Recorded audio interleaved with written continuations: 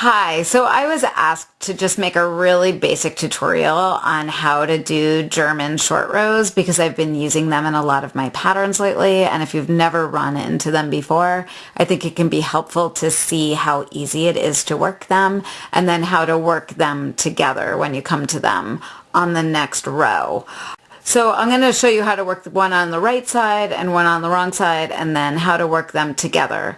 You use short rows whenever you need to add more rows in one section of your work and less rows in another section of your work. They're quite easy to do.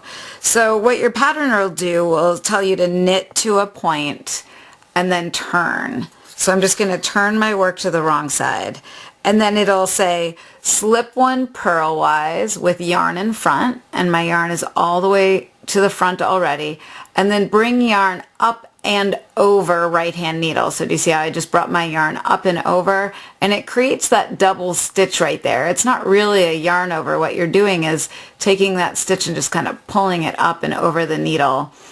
And then your pattern will have you purl, and it'll give you the stitch count for how many to purl. I'm just gonna purl a few stitches here, and now I am going to turn my work again. This time it'll say slip one purlwise with yarn in front, but my yarn is to the back of my work, so the first thing I need to do is bring my yarn to the front of my work and then slip one stitch purlwise, and then you'll bring your yarn up and over the needle again to the back of the work, and you'll go ahead and knit. And your pattern will tell you if you're stopping one stitch before the last turn or if you're working to the end. Let's say you're done working your short rows. It says to work the wraps together with the stitches. What that really means is to work these double stitches together as one stitch, and that will hide them on the back side of your work right there. Do you see how that stitch over here is hidden behind? And then you'd probably work to the end. I'm kind of making this up since this is a generic tutorial. And now if you're purling back in the other direction, the same thing will happen. When you come to this double wrap on the other side, you will work them together, and that double wrap will get hidden. So I'm up to my double wrap. I'm going to work them together, wrap the yarn around, pull it through, and then let me just work to the end and show you what that looks like from the right side of the work.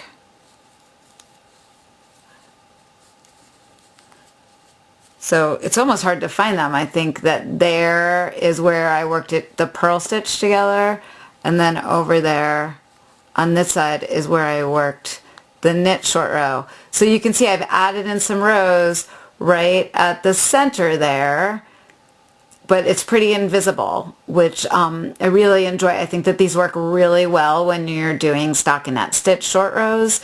When you're doing garter stitch short rows, sometimes I just do the traditional wrap and turn, and I don't even pick up that wrap because it gets hidden into the garter stitch. Let me know if you have any questions. I'm happy to shoot more videos or go into this more deeply if you'd like me to. Thanks.